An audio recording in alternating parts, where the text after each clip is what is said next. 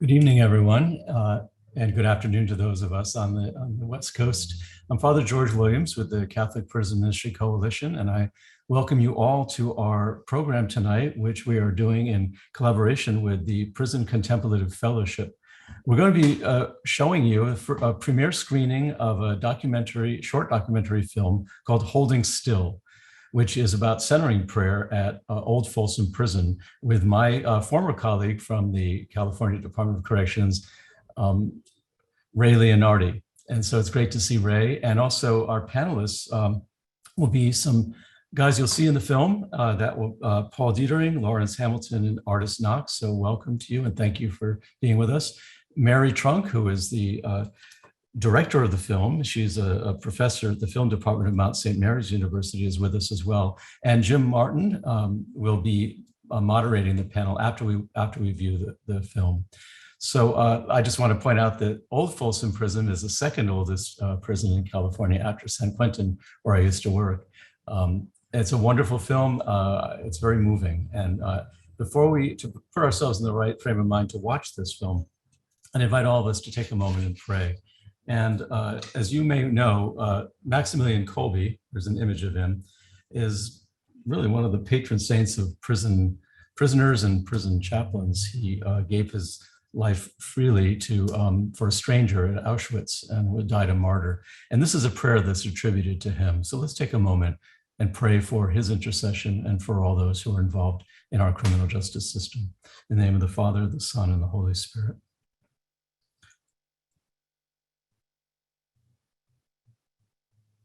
Saint Maximilian Kolbe, we ask for your intercession.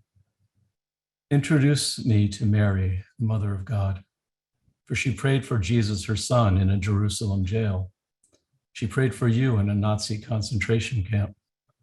Ask her to comfort me in my confinement. If I am lonely, may she say, God is here.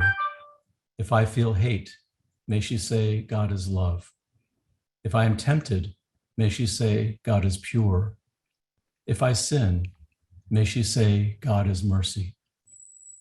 If I am in darkness, may she say, God is light. If I am unjustly condemned, may she say, God is truth. If I have pain in soul or body, may she say, God is peace. If I lose hope, may she say, God is with you all days, and so am I. As we proceed, we pray for all the people involved in the production of this film, all those who were incarcerated at Old Folsom and all the prisons throughout our country. And may this experience of this film and the work that Ray and these men and women are doing inspire all of us to continue in this important work of prison ministry. So now we're going to watch the premiere of Holding Still.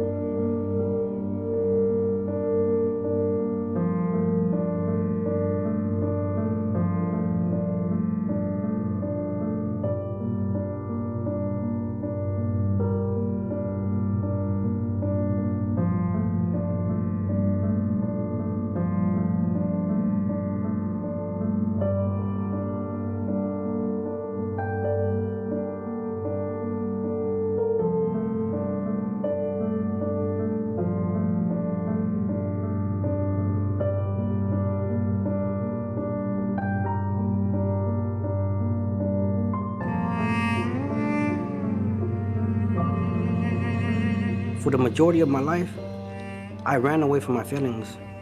I learned as a little kid, early on, since the age of 10 years old, every time I felt hurt, every time I felt any type of way, I would hit myself in the face.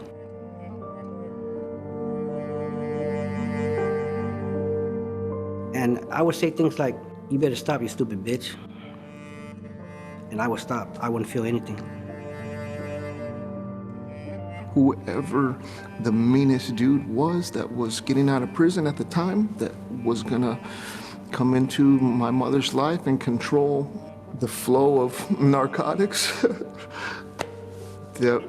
That's who the boss was at Mom's house.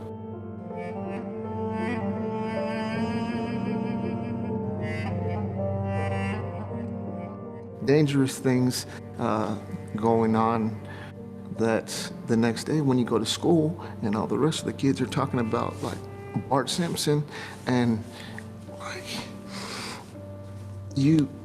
like the door got kicked in and you got tied up with phone cords last night and people were there to steal dope and money, but you can't say that to the kids that are talking about Bart Simpson, right?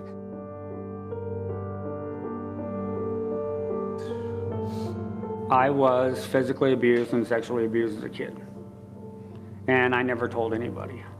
Going through that as a kid, when you just have people let you down, especially when you try to express to them a situation and they don't get it or they take it serious or whatever. But the way to express that was not to express it, but just go through living life violently. That's what it was.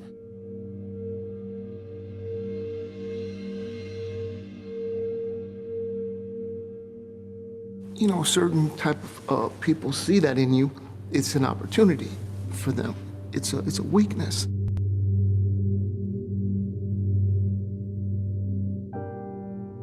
You know, everybody on my mom's side of the family would talk garbage about him in front of me. You know, call him a loser, a deadbeat, he's no good. And they would use a lot of cuss words when they said it. And then every time I got in trouble, they'd tell me I was just like my dad. So all those things coupled together, yeah, I feel shame. Not only for the things that happened to me, but for things that I've done as well.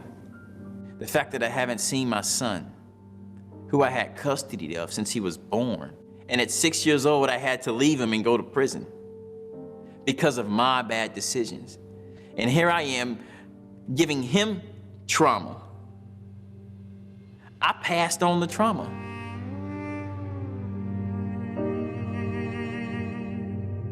Shame actually was rage. How could you make me do something like that? All those feelings, all they did was harm me.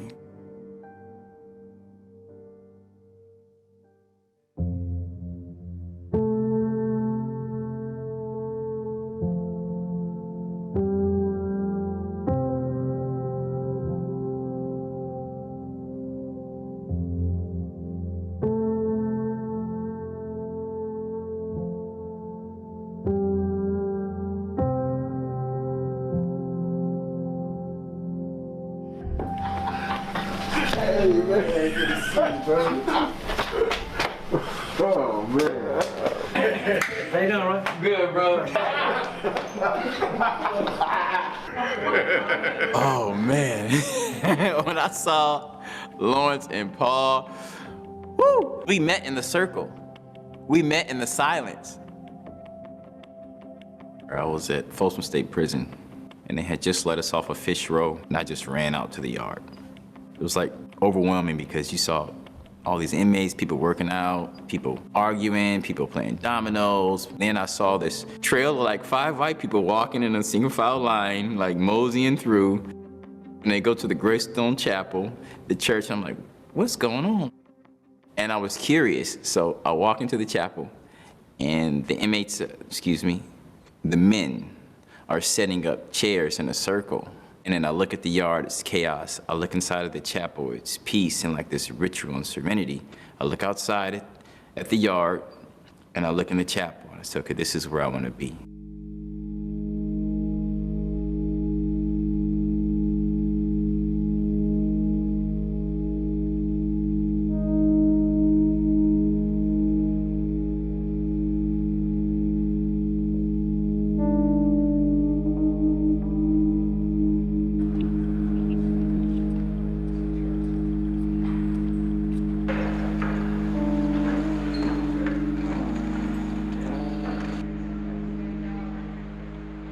So let's do it. Let's close our eyes when we're ready. Take a deep breath. Feel our feet flat on the floor. Let the air go out slowly. Okay, this is the way the practice is supposed to work. Sit in a comfortable position, just letting thoughts go in your mind, and you're not paying attention. Well, I mean, the thoughts are trying to get your attention, but your thing is to just listen to God. So God is the silence in between the thoughts. My first experience doing centering prayer was not the greatest. I thought I had to like turn my mind off where I had no thoughts at all. And I just found it frustrating that I couldn't do that. And so I thought I was doing it wrong. The thoughts are always taking you away. So while you're sitting there, the thought is, you're sitting there and you're like this, and the thought is taking you to thought. You know, it might be a terrible thought, like something that happened to you when you were a child, or something that happened to somebody that you love. But as you just sit there, you know, pretty soon you're able to not react physically or mentally or emotionally. So the story is just going. So as the story takes you away, grabs you, whatever, anger, whatever, resentment, whatever. But in between that thought and the next thought, there's silence. And in that silence, you can kind of hear God's voice. I mean, it's magical for me because it's God healing you, but in his own language. And God's language for me is silence, but it's a silence that really says something to you.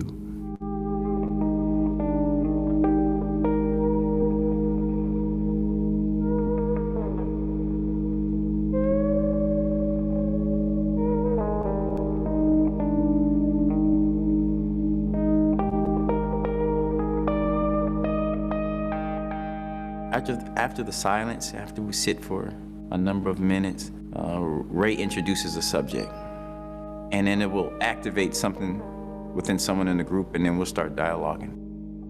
We'll have a topic, shame or guilt or love or forgiveness.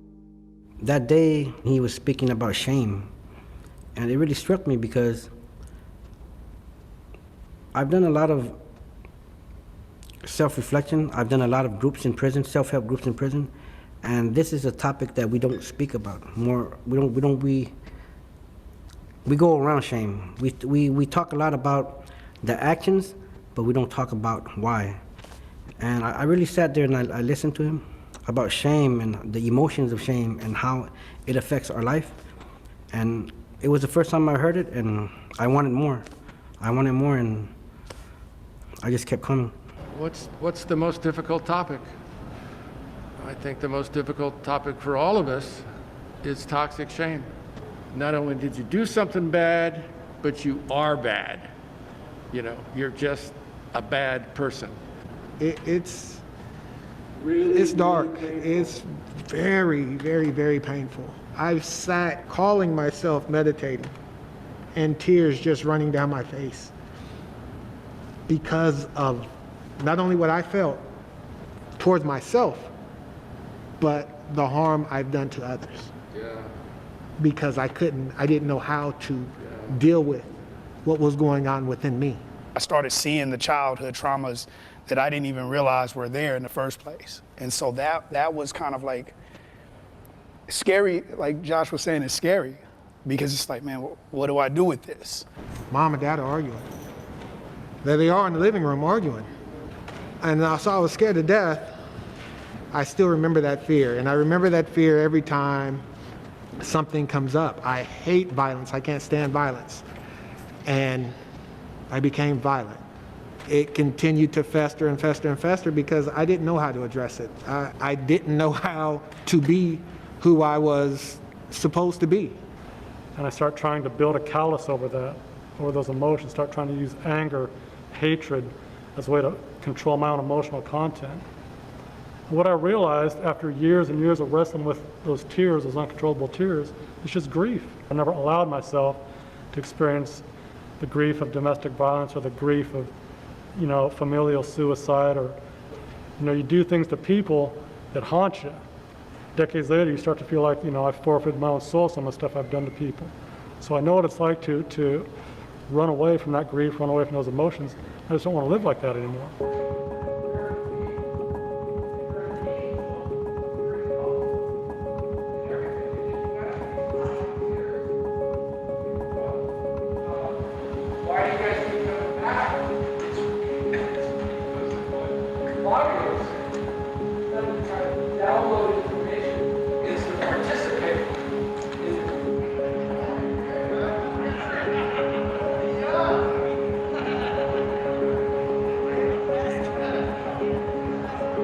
This experience within the meditation, and honestly, most of the time it's like I'm getting attached to every thought, and it's dragging me down this rabbit hole. I never felt like I'm any good at this. I'm sitting through it so that I can participate in the conversation. I don't know when things kind of shifted. I did have one experience of like just feeling like a tenderness. Every day you're doing push-ups and this so that you can be like tough, so nothing can get to you. You know, the state of California tried force for 20 years and it didn't work. But like that tenderness, that feeling like saying you're okay, man. You're all right. You're not. You're not that bad a guy, man. Even if he done some bad stuff, and look, everybody in that circle, like, shit, everybody in the world needs to feel a little bit of that, man.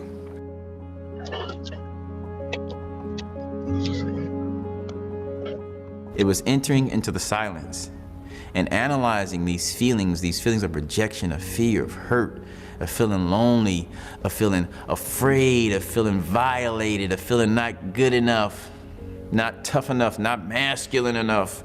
But it was about after 6 months of sitting and centering prayer and hearing these guys talk about their pain and their shame and why they actually are afraid and angry and why they committed their crimes. I had just about the worst role models that you could have. Like when I look in my toolbox, man, I got one tool, and that's to not feel vulnerable because I'm being aggressive. And so now you're on defense and you're vulnerable, and now I don't feel like I don't feel weak. If that's the only tool you got, you learn to use it pretty good, but it's not adequate. In the past, I was never able to look within myself. Never, because I was always afraid of the way I felt about it when I would do it. And I recognize now why I was so bitter and so angry at the whole world and everybody else, because I would hold all these things in, and any little thing would trigger me to act either violently, turn me to drugs, or any kind of criminal behavior. Because we all came to prison because we acted out of the fear, of the shame. So we're all suffering from the same condition. We're trying to escape ourselves. My thoughts would tell me all kind of crazy things about life, about what someone did, about the past, about me wanting revenge, about what I need to do to make things right. And that's what's so liberating about centering prayer and learning how to sit still with yourself, is that you have a space now where you could look at your thoughts and say, what the fuck am I thinking? What the fuck is that? Nah, that's not right. And it leads you to better decisions. Because you can be over here with all the nonsense, or you can be over here as a man with other men who decide to change their lives and move forward in life. I tried numerous of things, try to deal with this pain. But when I came to this class right here and spoke about it, it healed me. I love myself for who I am today, and making peace with myself, I think that it helps me make peace with other people. Now I feel that sense of calmness. There's this sense of weight lifted off my shoulders. I'm probably, with the exception of being in prison, the happiest I've ever been. Each and every one of these guys in here is going through a struggle that I thought that I was the only one that was going through it. It just like opened my eyes, as in, you're not alone.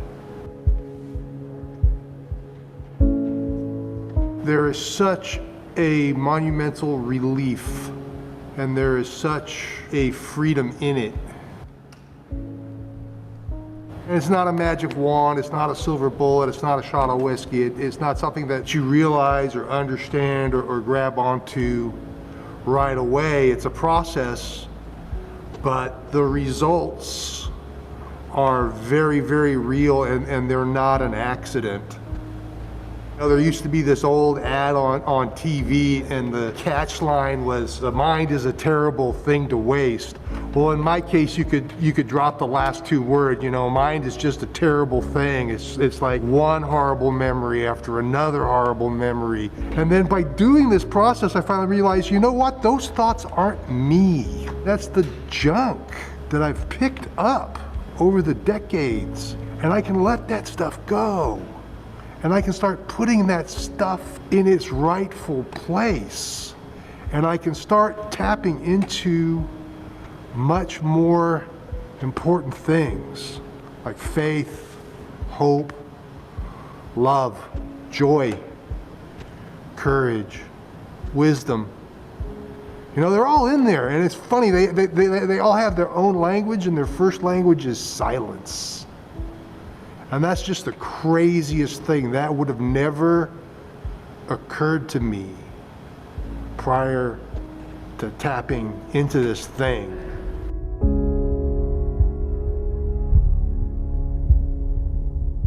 You really don't have to be mad. You don't have to be sad. You know, I mean, that's the normal reaction, but you get a chance to choose your own reaction. But as you're sitting there in silence, and the silence is healing all of that, the stuff that would just make you, that would turn you and twist you, it doesn't turn you and twist you anymore. And then you can, I guess, make a conscious choice of how you want to respond.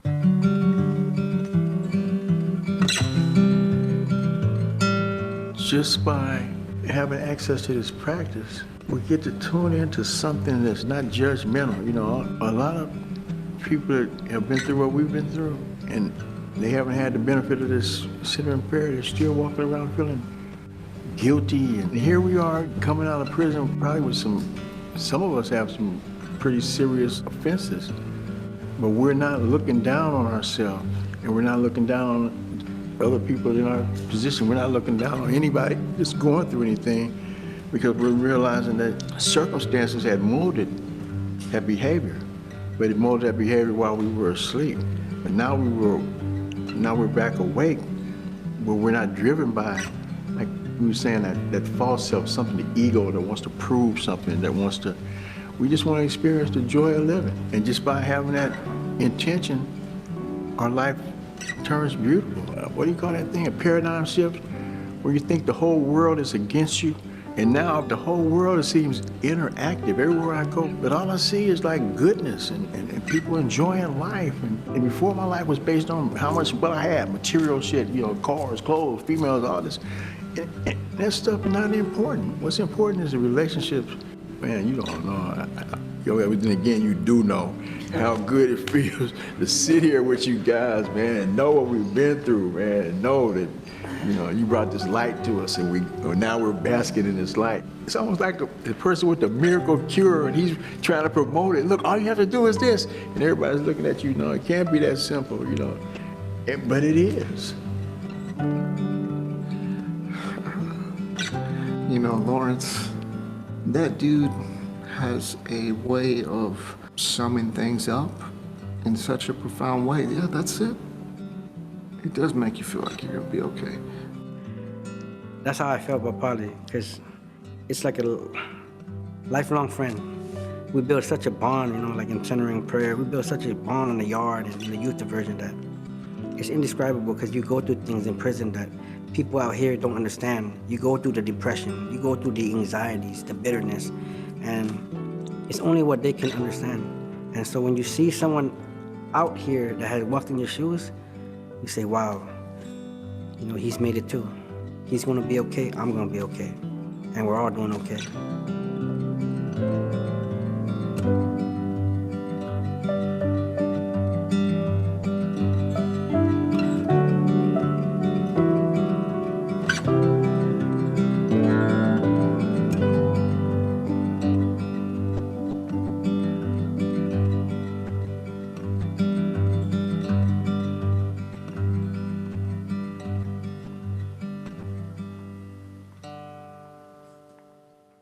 Wow. Thank you so much for that beautiful film.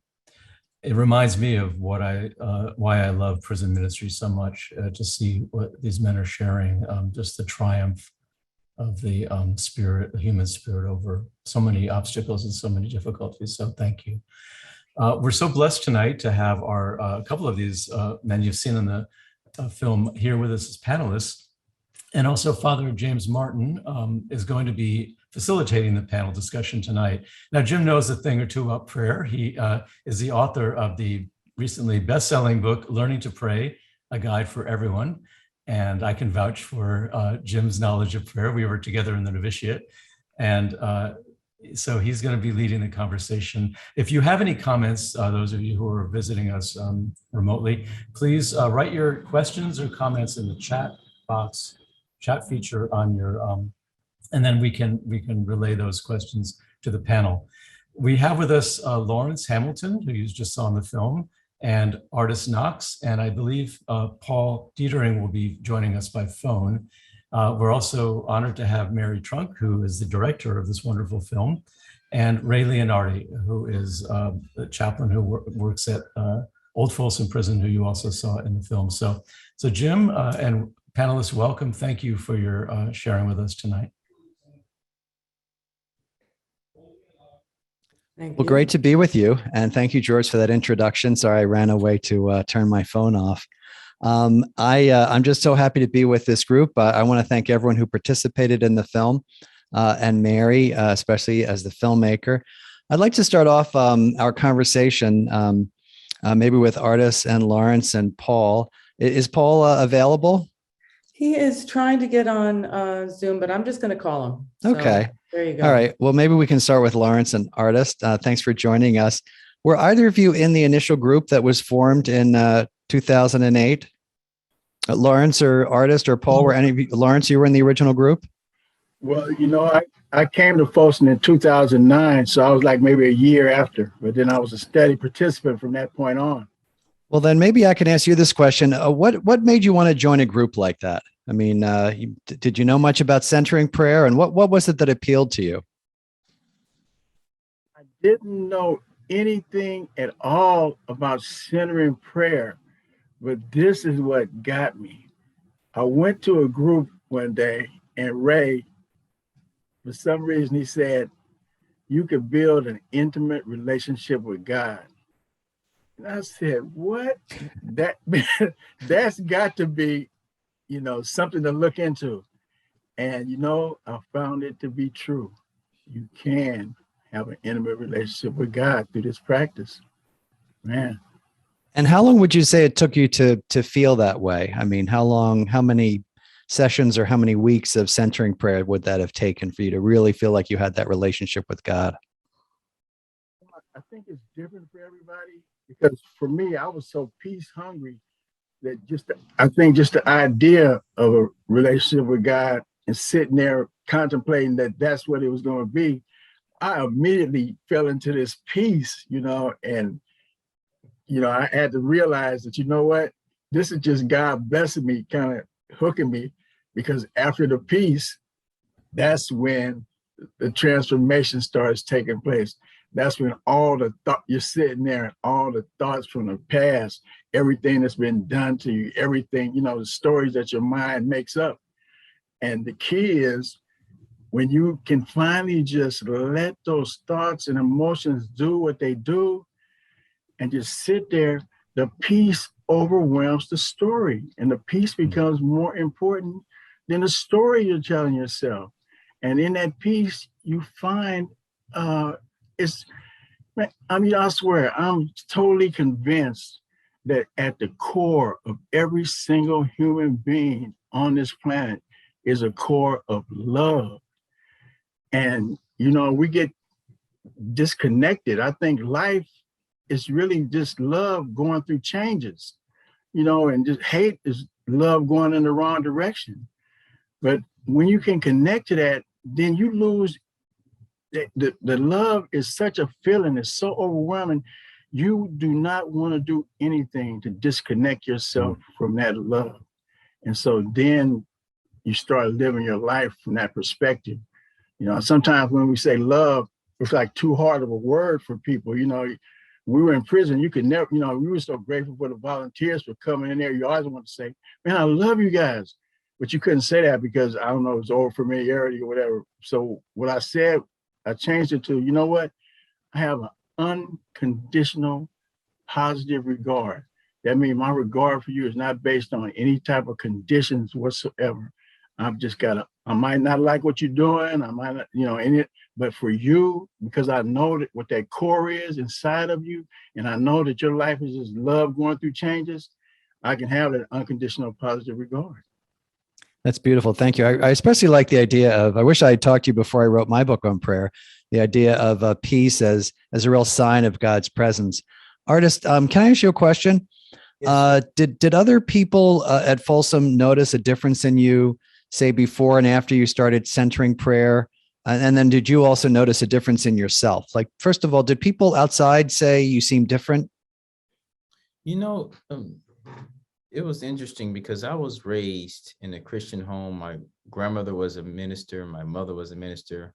My granddad was a deacon for over 50 years. So I grew up in a very religious setting, and it was some mistakes that led me to prison. But one of the things that caused me to gravitate towards the practice and for people to see the light was that when I saw Ray and Susan and Al coming down the yard, it felt so familiar.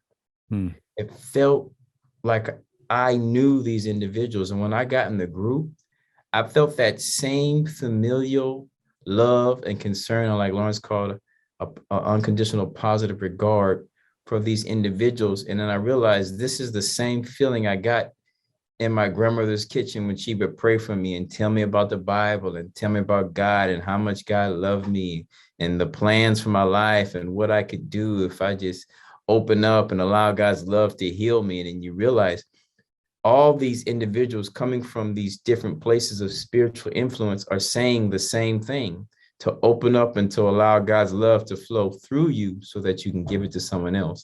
So people did see the change and people experienced the change. And I remember I had people asking me to be my bunkie because they wanted to be with someone who would bring them some peace and not give them trouble. So I had a waiting list of people who wanted to be my bunkie because they saw the light, but I couldn't claim for the light. I was just a conduit for the light. And centering prayer, contemplative prayer, helped me to tune that. So almost like it was bringing you back to who you had been, right? Or kind of your original self. And when you say original self, James, it goes back to what Ray teaches about the prodigal son. We hit on the prodigal son so many times, and Father Keating's writing on the prodigal son and how the prodigal son was at home, or the parallel between being right in the presence of God when we're born, we're pure, we're that essence, we're what God created us to be. And somewhere along the way, we lose our way, we go down the path, but then we remember our Father's house. We remember that place. And for me, I was that prodigal son because then I remembered who I was and what I had, and all I had to do was come back home. Yeah. And one of the great things about the prodigal son that I like is the prodigal son wants to say he's sorry, but even before the words are out of his mouth, the father greets him. It's such a, you're talking about your grandmother. It's such a great image of God. You know, it's such a great image of God's welcome. Paul, can I ask you a question? Can you hear us okay? Okay. There we go. Yeah, okay, we got you perfectly. Paul, one thing I wanted to ask you, because the film didn't go into this in kind of detail, for someone who might have watched the film, it's obviously talking about centering prayer and the effects of centering prayer. Can you give someone a very brief description if they said to you, what is centering prayer and how do you do it? Like maybe step by step to help some of the viewers? Okay, there are probably people that are going to be better at this than me, but I'll give it a shot here. I like the term resting in God. And in some of the literature, I've come across that term. And it's just a practice of not becoming attached to one's thoughts, of taking a position of receptivity, or you're receptive to God. So you are emptying yourself out of these thoughts, of this clutter, this narrative that drags us along for most of our week, and we're giving ourselves 20 minutes to just rest and allow God to communicate to us, or to just be present to us. And let me ask you, I think probably a common question that many people have is, what happens when you get distracted? I mean, there must have been so many distractions in Folsom, and also, just distractions in our interior life. What happens when distractions come up in centering prayer? I think it's a misconception that people are going to be able to control their thoughts, and that discourages people if they don't understand that distractions are going to come up. And oftentimes we'll use a sacred word, or people will focus on their breathing just to be a symbol of their intention to be in the presence of God, right? To be receptive. Yeah, I think that's all right. Thank you. And do you still continue the practice of centering prayer? I do, not as often as I'd like to, Father. But I noticed that when I don't, it's difficult to describe, but there's a sort of emotional or spiritual, like, irritation that one begins to feel. And I know that I need to give myself that time. Well, and just to make you feel good, since I talk a lot about prayer with people, pretty much everyone says I don't pray as much as I would like to. So we're all in the same boat. Mary, let me ask you a question. First of all, congratulations on that beautiful film. Do you know many centering prayer programs for women in various prisons, or? I don't. Ray was the person who introduced me to this group and these wonderful men. And yes, I would love to find out about groups for all kinds of people, because obviously it's something that can help everyone. So there's thoughts about looking into that. We still need to plan it and raise some money. But, and let's talk. Okay, that's great. And let's talk a little bit about the film itself. Again, congratulations. How did it? Can you tell me how it came about? People will want to know how you came onto this topic and how you got access to the prison. And well, I'm a professor at Mount St. Mary's University, and I've been working on a project with the CSJs, the Sisters of St. Joseph of Carondelet, an oral history project, and they. Someone saw the work and wanted to do a project about social justice, people who worked in social justice. And I met Ray, who was interviewed, and I had a chat with him, and he told me about what he does. And I was completely intrigued. He was so articulate about what he does and what he wants to do, and passionate and sincere. And he said he wanted to make a film about this. And the one thing that I thought was so interesting is he tried to make a film and it never happened. So he gave all the money back. And I thought, who does that? I said, you get that money back and I'll help you. But really it's meeting all these other people that are part of the film, and that convinced me that they have an incredible message, incredible stories, and compassion, and they're compelling, and I felt like I could emotionally relate to them. And that's important for me when I'm making a film. Well, speaking of which, as a filmmaker, how is this different from other projects you've worked on? I would say that it's really more collaborative. There's really a team of people, and that includes the people in it. I feel like I do have a responsibility to my subjects, but I think in this case, they're the guides. They're the ones that really wanted to get this out there. And I'm just grateful they trusted me to do that. And we worked together. I have skills, they have skills. We came together to do that. And so that's a little different. And the fact that I relate to it emotionally, I mean, I do understand shame in my own way. So that was a real compelling thing for me. Most of my other projects have been more about the creative process and more personal stories. So this is personal in a different way.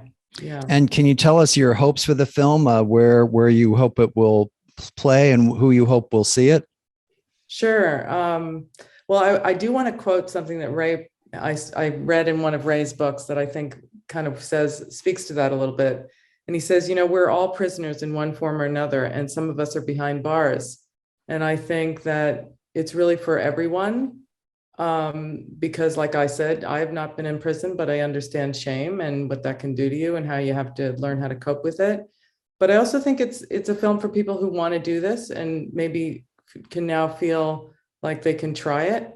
And these people, they had the courage to explain their transformation and tell these intimate, vulnerable stories. So I'm hoping it gives other people courage to see them as the people they are and not faceless people. So, it's prisoners and people who want to do this practice, and really anyone who wants to try out centering prayer, I think. Well, that's great. Now, before obviously we're gonna talk to Ray, but I just want to let people know that we in the chat function we have a lot of questions already. So many questions. But Ray, I always think beginnings are so interesting to people. How did this begin? And tell us a little bit about the history. There's a little bit about it in the film, but maybe give us just a little thumbnail sketch of how this began for you and how it grew into what it is today. I went out to Folsom basically to join a prayer group. And I had no idea what I was going to encounter. And over a period of time, I started realizing that, people should hear these guys talking. They have a insight and courage that is really unique. And, to me, it's the way I would summarize it. There is a spirituality of the incarcerated, and not enough has been written about it.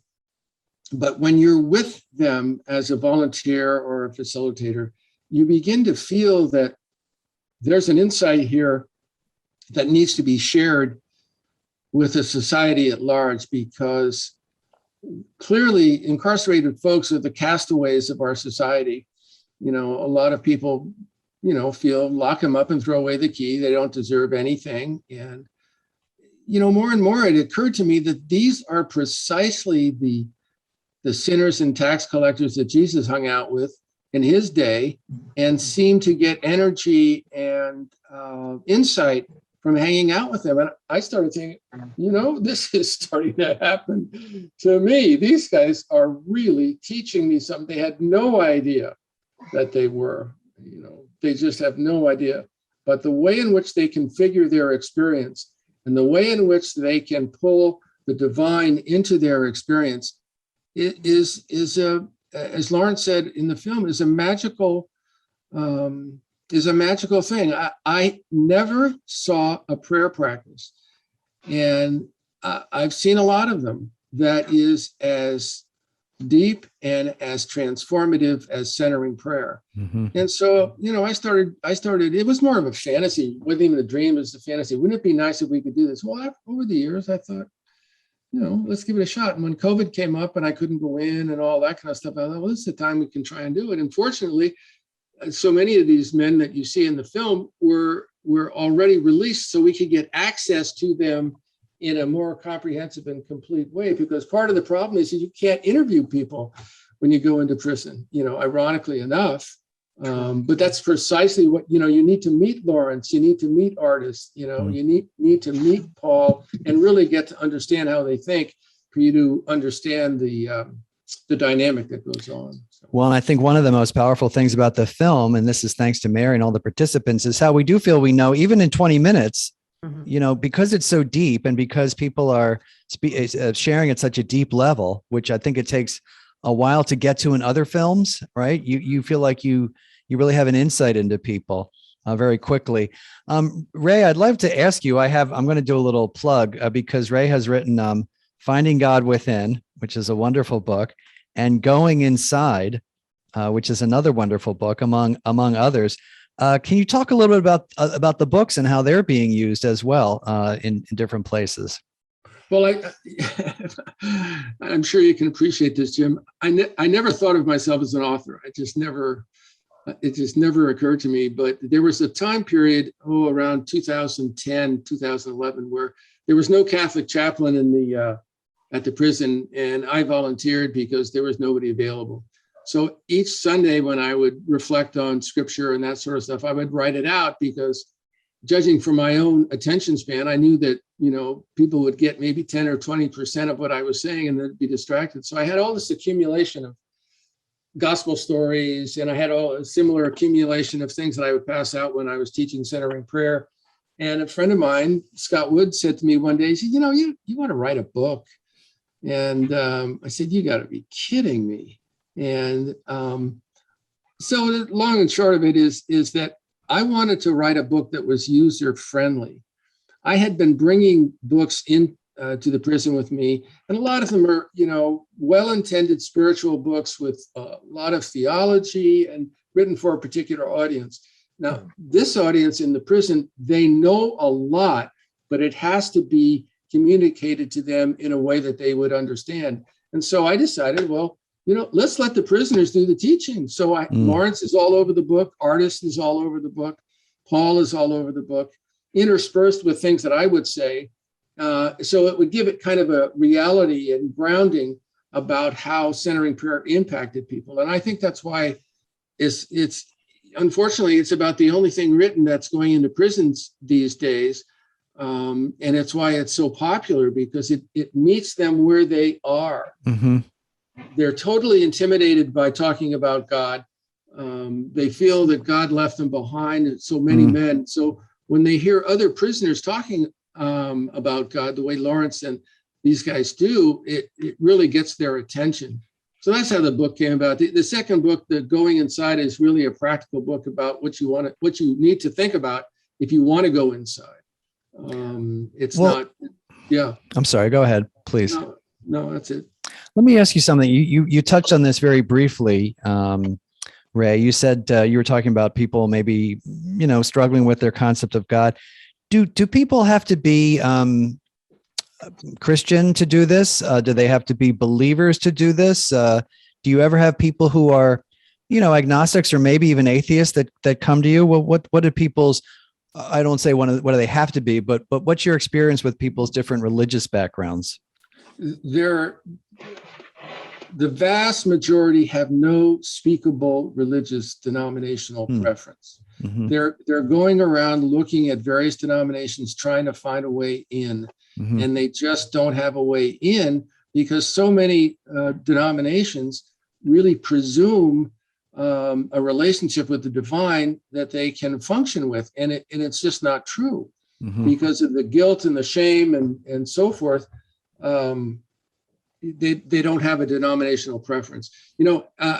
I would really love to hear the answer to that question from Paul and from the other guys. Yeah, great. Yes, Paul, what do you think? I think that was part of what was so exciting about our group, is that we had guys from, African nature-based religions to guys who were Odinists, Buddhists. We always treated religion as sort of the language, the cultural language that you express your experience of the divine. But we were there to focus on what is your experience of the divine. And if you don't have one to speak of, if you'd like to sit with us here in the silence, you're welcome to join us, and nothing may happen, or something wonderful may happen. But I think that it was important that we allowed the space for people to have different religious traditions, and nobody felt threatened. I think that was unique, and if we could duplicate that in coming groups and discussions, it makes me feel comfortable to have people from different perspectives. Well, Paul, I think you make a really important distinction in the spiritual life, which is what we're told about God and the images we have of God, which may be from our childhood and maybe all about judging, and then God. right? Like our experience of God. And so Lawrence was talking at the beginning about peace, peace and I often say to people, you have this image of God, maybe it's the judge, the person who's like a taskmaster. In fact, I worked with a couple people who said their image of God was like a parole officer. So that God is always waiting for you to do something versus, as you were saying, Paul, your actual experience of God. Right. And so a person might have this image of God as the parole officer, but their experience of God is peace. And I always like to say to people, like, trust your experience like that. There's your God. And then there's God. Let me go to some of the questions. We have a ton of questions because we have about 500 people. So we won't get through them all. First of all, a comment to Lawrence, Artis, and Paul. You all have a lot of intestinal fortitude facing up to shame and all your prior stuff. You are really an inspiration for me. So that's a beautiful comment. So now this is from a woman named Beverly. I don't think she'll mind me saying her name. And maybe I'll address it to Artis. Did you receive much consternation and opposition from other inmates outside the centering prayer group? If so, how did you deal with that? And I'm guessing maybe she means kind of people maybe making fun of it or critiquing it. How did you get much of that, and how did you deal with it? Wow, what a powerful question. Yeah. One of my experiences I remember vividly, Lawrence and I were standing outside the Great Stone Chapel, and I'm pretty sure you remember this, Lawrence. And we were waiting for Ray and the crew to arrive, and I would get any opportunity I could to just talk to Lawrence. I would ask him a question, and he would go into this. He has his nickname as the Philosopher King. He would go into this. Hampton named him the Philosopher King because he would go into this philosophical, explanation of whatever it was. And I just loved to hear him talk. So we were talking and we were picking some ripe roses off of the bush, and I'm picking roses and putting them in my pocket because it's like the only rose bush on the yard, and it's right by the Greystone Chapel. And I'm gathering these roses to take them to my cell. And I had a handful of roses walking to the cell after the prayer group, and Lawrence had his roses. We go our separate way. And then some inmates start, laughing at me. And then the guard's like, "Hey, are you taking it back to your cell for your boyfriend?" And I said, "Actually, I'm not." I said, "You go home, right?" He said, "Yes." I said, "Well, I go home too." I said, "When you go home, is your home beautiful?" He said, "Yes." I said, "Well, mine isn't. Mine is a concrete mausoleum." I said, "These flowers are the only thing that reminds me of nature and life on the outside." I said, "And it's all I have. So I'm not taking it to my boyfriend. I'm taking it to myself." And so everybody was just quiet and they looked. And from that day on, they didn't make fun of me. But it was like this transition to where I became okay with it too. I was okay being the outside, being the weirdo, the guy walking on the yard with flowers. That's fine, because inside of me was a peace that surpassed all understanding. And I was totally okay with it. Well, that's a great, Artis, we talked about your original self. Would you have been comfortable with that before you started centering prayer? Would you have been comfortable kind of being, different, as it were, and taking roses back to your room? Or would you have been more concerned about what other people thought of you? Growing up, it was encouraged that I would be comfortable in my own skin. I was trained from a child to be a pastor. It was prophesied before I was born that I would be a pastor one day. So I was ushered into this spiritual experience from my grandmother and my mother from a very young age. But in prison, I had to hold that back because it caused me to appear what they call soft or, feminine, or someone who's not tough enough, not masculine enough. So I had to try and dial that back. And when I tried to dial it back, I ended up going to the hole 4 times. I broke my hand 4 times. I had all these issues and struggles, but it wasn't until centering prayer and the contemplative process that showed me that it's okay to be who you are. And the most powerful thing you could do is to allow God to rest in you and you to express him in the most pure form, which is love, patience, understanding, soundness of mind, and in any environment. Like for me, the Bible says that perfect love casts out all fear. And that love, that silence, that acceptance is what gave me the most powerful thing. And I tell people, if I could choose to have one superpower, I prefer 2. But if I could have one superpower, it would be the power of love. If I could have 2, it would be the power of prayer. And if you take prayer and love, that's like a nuclear bomb, and it will affect the world. Well, Artis, thank you. Someone already said in the comments you should be a pastor, so they obviously can tell your background. Lawrence, someone wrote that they'd love to know a little bit about your centering prayer practice now and how it relates to the time of pandemic isolation. Can you talk a little bit about that? Yeah, it's kind of rough because even though it's like, you know the drill, but, just because you know the drill doesn't mean that you're not subject to all the things that, to come, the afflictive thoughts. But I'm kind of adjusting my practice because in prison, like the guards would walk like at 2 o'clock and, you hear the keys. And then like from like 2 to 4, you could just meditate. It's silence and peace. So I had gotten the habit of getting up early in the morning where I'm at and meditating like 45 minutes, but what I found is I probably need like maybe 20 minutes in the morning and 20 minutes in the afternoon just to break that up because, there's a lot of contrast going on in the world, and, just dealing with families and coming back and readjusting to society. But the biggest thing I got from my center and prayer practice is I actually don't believe all the bullshit that's going on in my head, So I look at it like my thoughts are just entertainment. And then I can put the spin on the thoughts, just like when B was talking at the beginning of the movie. What kind of thought is that? And it actually brings you back because that like I always say, that connection with love, you don't want to lose it. Once you get that connection, it's the most important thing in your life. You don't want to lose it. And that's what it's all about. Just that love and the peace. And the peace is just the beginning because the peace actually gives you the opportunity to make better choices instead of reacting. Before it was like you push a button, you're going to get this real quick, but now, you can just sit back in peace and give a better response. And I'm always asking myself, is my response kind? Is my response compassionate? Is my response understanding? And most of all, is my response loving? And if it's not, I try to adjust it to be that. Well, thank you. A lot of the comments are congratulating Mary for the beautiful film. So we see a lot of comments and thank yous.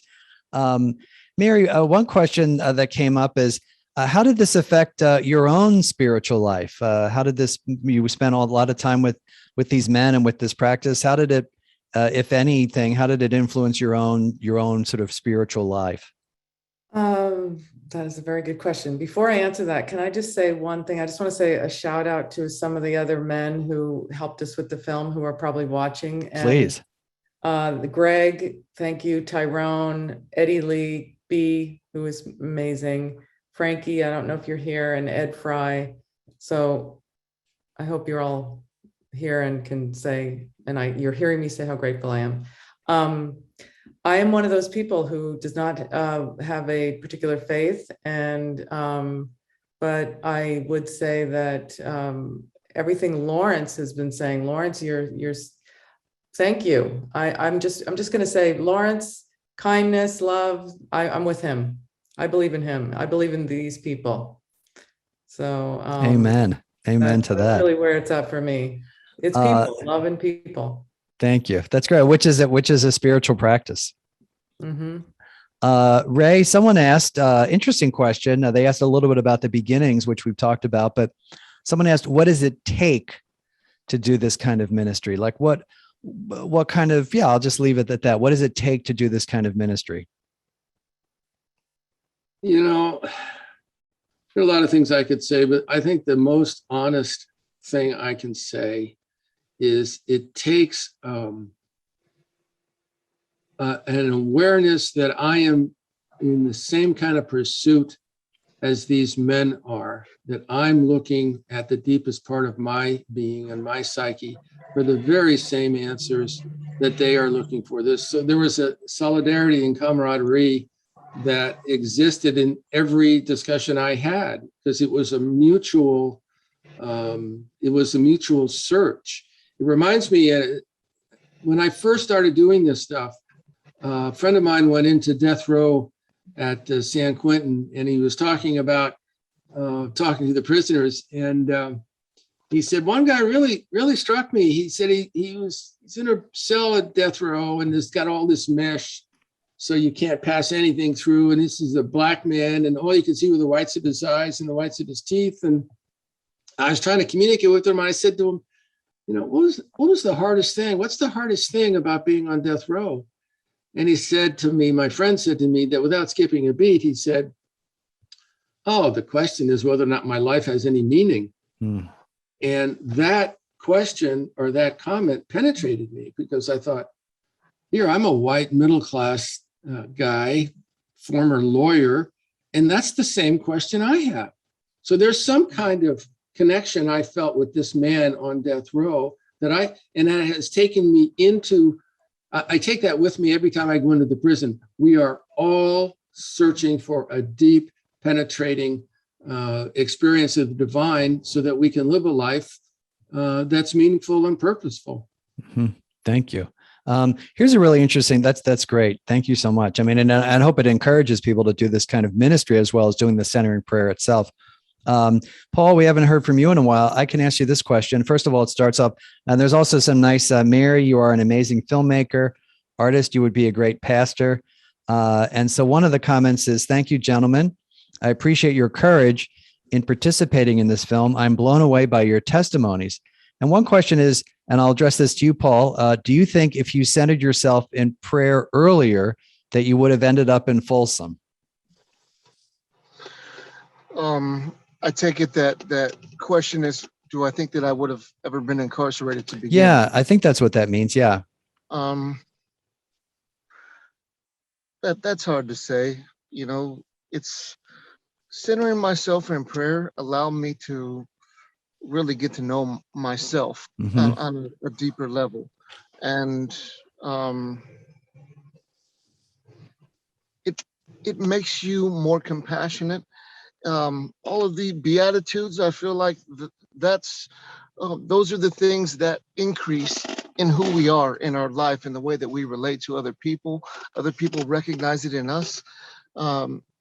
There's a positivity that I have now that I never had before. So I can't say definitely that I never would have, but I can say that the benefits of this practice for me have just been amazing. And I'm fortunate to have had so many guys come with me to the group to check it out. And maybe it was because they noticed something about me that was changing. I hope so. But yeah, it was a real honor.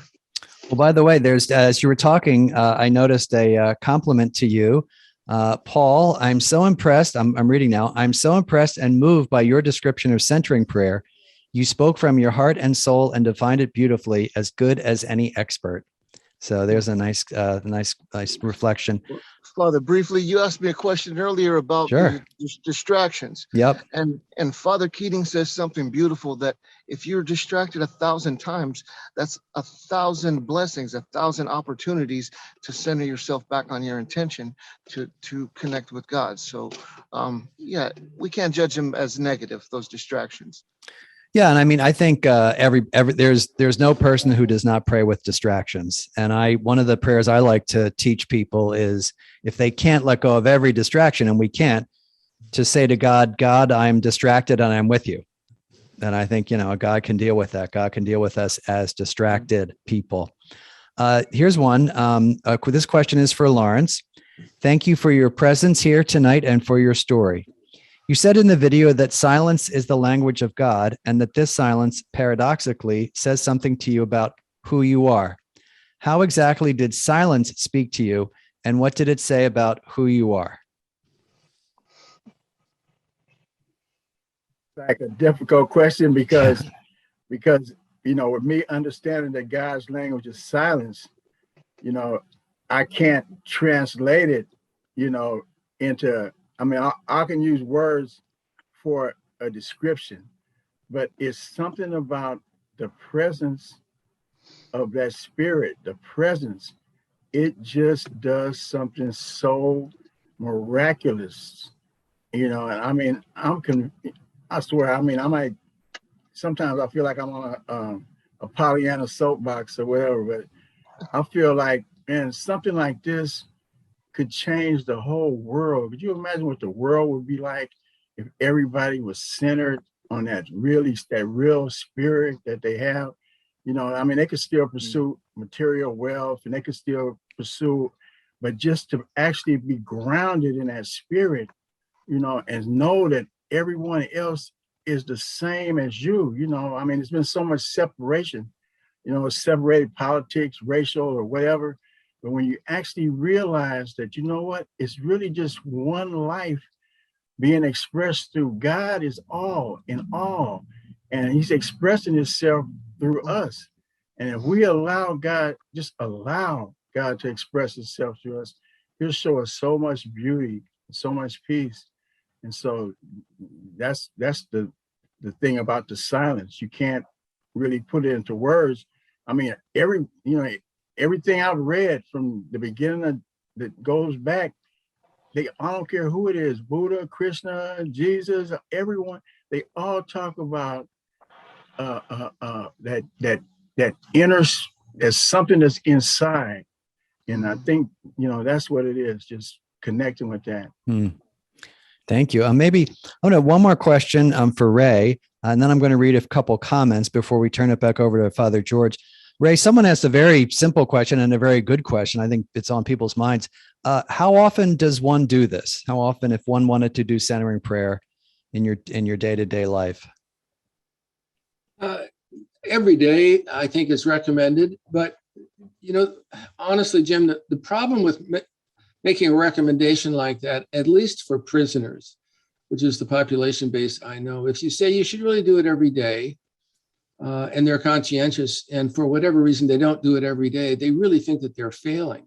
And so I try not to suggest how often it should be done. The second thing is that when you're angry or resentful and all the kinds of pretty normal emotions that you have in an incarcerated situation, oftentimes the mistake is you think you should not do centering prayer, and that's exactly when you can. The whole notion of simply releasing the thoughts and creating a space between yourself and the thought. We have this wonderful ability, as you well know, to witness our thought, right? So there's this space between who we are witnessing and the thought, and that's the space that people can get into.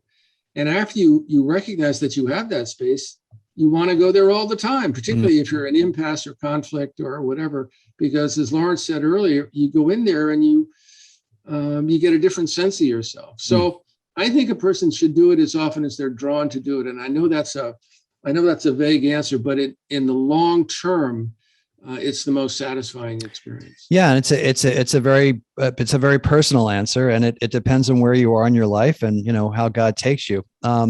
Before we turn it back to Father George, I just want to read some wonderful comments. First to Lawrence and Artist and Paul. I am so appreciative that you gentlemen are so willing to share your experiences. It's so moving, and I feel better for having heard your words. And then two lovely things from Mary. Mary, congratulations to you and everyone involved in making such an inspiring film. And to Mary and Ray, Mary, this is an incredible ministry and film. I'm inspired and uplifted by these men, by Ray and you. Thank you for sharing your gift of film with us. And finally for Ray, which it really struck me too. I love that term, the spirituality of the incarcerated.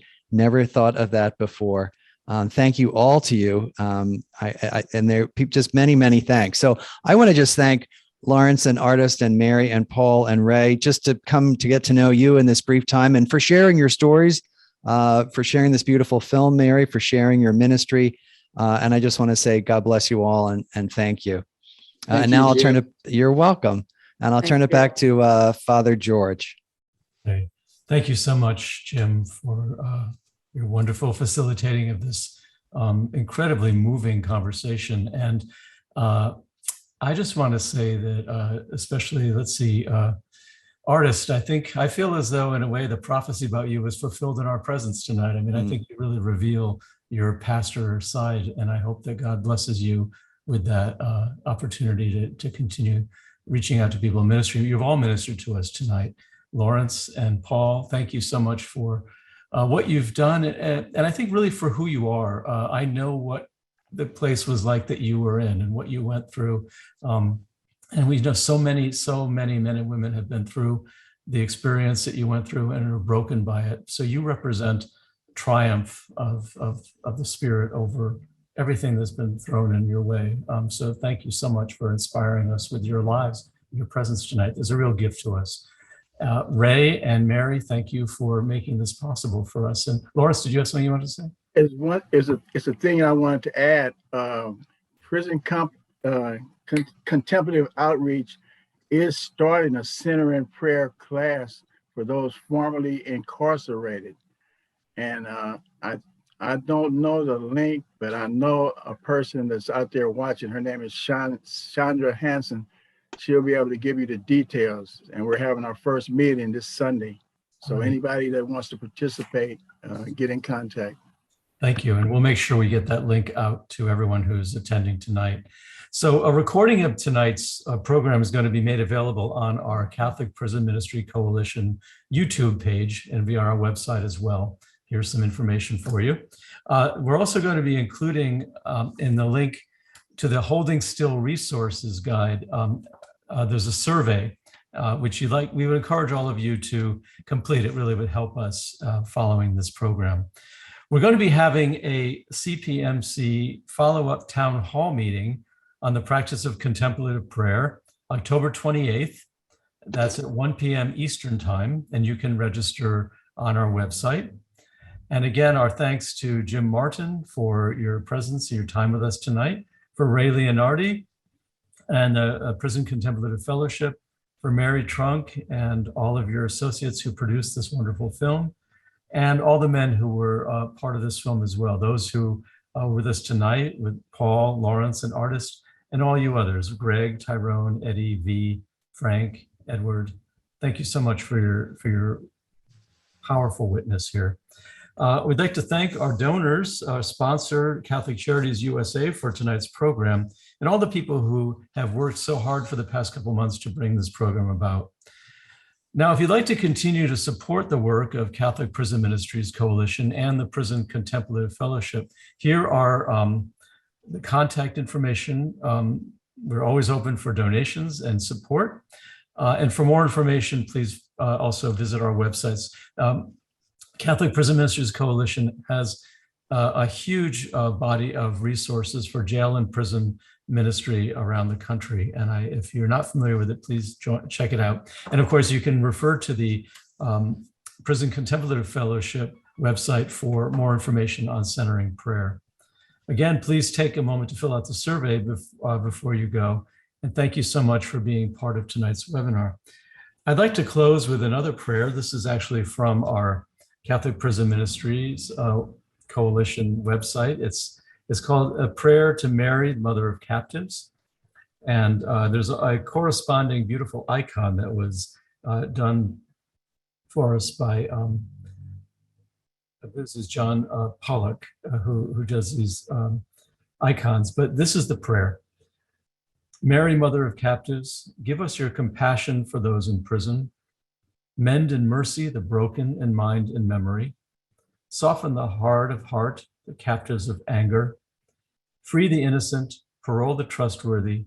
Awaken the repentance that restores hope. May prisoners' families persevere in their love. And we ask Jesus to heal the victims of crime. They live with the scars, and lift to eternal peace those who die. Grant to the victims' families the forgiveness that heals. Give wisdom to lawmakers and those who judge. Instill prudence and patience to those who guard. And make all of those in prison ministry bearers of your light, for all of us are in need of your mercy. Amen. So God bless you all, and wish you all a good night.